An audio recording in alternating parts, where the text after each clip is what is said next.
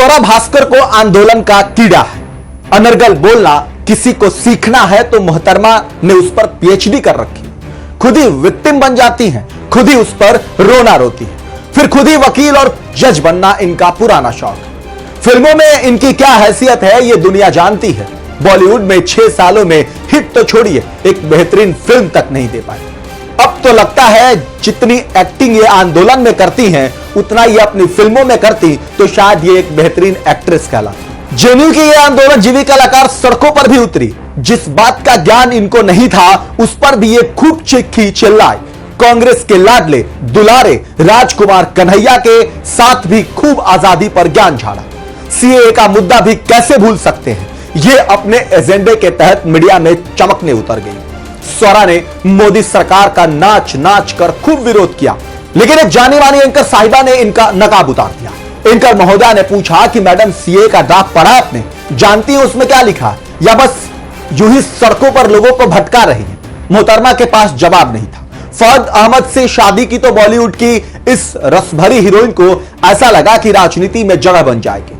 हालांकि पवार गुट के एनसीपी उम्मीदवार फहद अहमद को एनसीपी यानी कि अजीत पवार की प्रत्याशी सरा मलिक ने हरा दिया और मैडम मुंह बाय बैठी रह गई। इस पर भी महान मोहतरमा ईवीएम को ही कोसने लगी, बिलबिला गई। यही नहीं, अब ये जज बन बैठी हैं, कानून पर सवाल कर रही हैं, कह रही हैं मुसलमानों पर अत्याचार हो रहा है। अब इनका नया एजेंडा शुरू हो चुका है और ये सब संभल में चल रहे विवाद के बीच हो रहा है। स्वरा भास्कर खुद ही अदालत में जज बन गई है। धर्म के नाम पर रहनुमा बन बैठी स्वरा कैसे आंखों में धूल झोंक रही हैं, ये आप जानेंगे तो आपके पैरों तले जमीन खिसक जाएगी। आइए बताते हैं, लेकिन उससे पहले खबर की शुरुआत करें। नमस्कार, मैं हूं आपके साथ योगेश मिश्रा और आप देख रहे हैं वीके न्यूज। स्वरा भास्कर, इनके बारे में कुछ स्पष्ट हो या ना हो, लेकिन एक बात स्पष्ट है कि धर्म और राजनीतिक मुद्दों के लिए ये हमेशा इंतजार में रहती है। जब इन्हें सिर्फ बोलना है, भले ही ये उसके बारे में रत्ती भर ना जाने।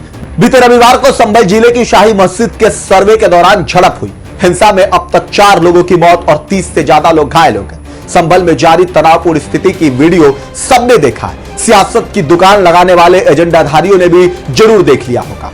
हाँ, बस फर्क इतना है कि उन्होंने अपने अपने हिस्से की विचारधारा निकाल ली, जिससे उनकी सियासी रोटियां सेकी जा सके। आगे बढ़े उससे पहले स्वरा भास्कर जैसे ट्विटरबाजों को संभल के डिप्टी एसपी अनुज चौधरी की वो बात सुननी चाहिए।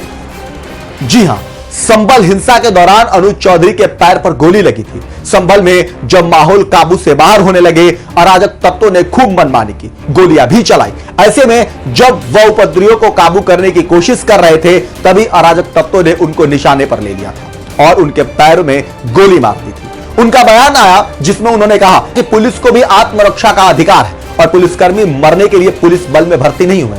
उन्होंने वीडियो जारी की जिसमें अनुज चौधरी ये भी बात कहते नजर आ रहे हैं कि पुलिसकर्मियों के भी बच्चे और परिवार है। वह सवाल करते हैं कि क्या हमारा यानी पुलिसकर्मियों का परिवार नहीं है।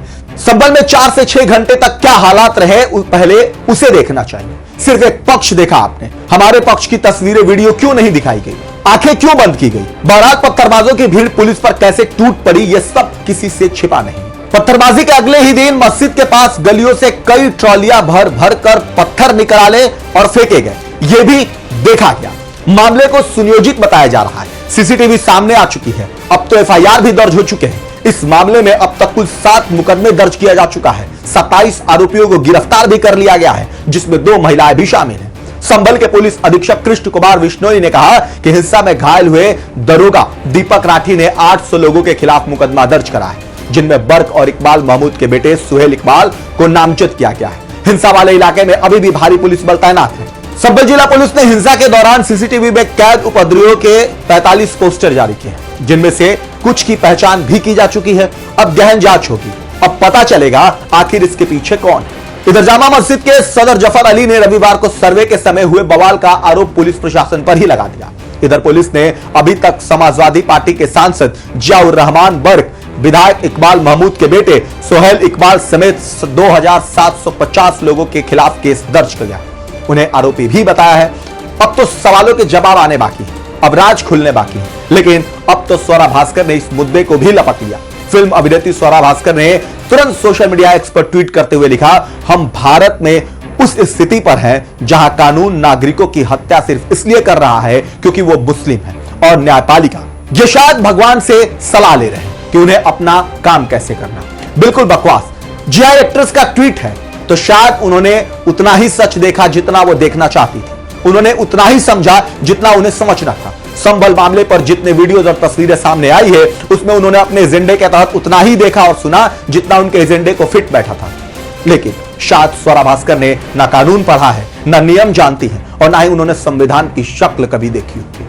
हाँ, वही संविधान जिसे खुद राहुल गांधी और पूरा कांग्रेस गठबंधन लेकर घूमता फिरता है। फिल्मों की अभिनेत्री ने शायद प्रोटोकॉल पढ़ लिया होता तो नौबत ऐसी नहीं आती कि उनकी नीयत पर सवाल उठते। बरहा यह वाकई शर्मनाक है कि बिना किसी सच को जाने स्वरा जैसे मौकापरस्त लोग जो खुद को सेलिब्रिटी कहते हैं, लोगों के बीच खुद को इंस्पिरेशन मानती हैं, लेकिन इनके इर्द गिर्द सच जानने की कोई इच्छा तक नहीं। न इन्हें संविधान और कानून पर भरोसा है जिस पर बैठकर ये ज्ञान दे रहे हैं। लेकिन अब सवाल है कि जिस दिन संभल मामले में वर्डिक्ट आएगा उस दिन क्या उस न्याय को ये मानेंगी अगर इनके एजेंडे के अनुकूल नहीं हुआ तो क्या वो माफी मांगेगी कि वो बिना जांच के ही बोल गई थी जो इन्हें नहीं करना चाहिए था, धर्म की राजनीति नहीं करनी चाहिए थी। बहरहाल आप इस खबर पे क्या कुछ कहना चाहते हैं कमेंट करके जरूर बताएं।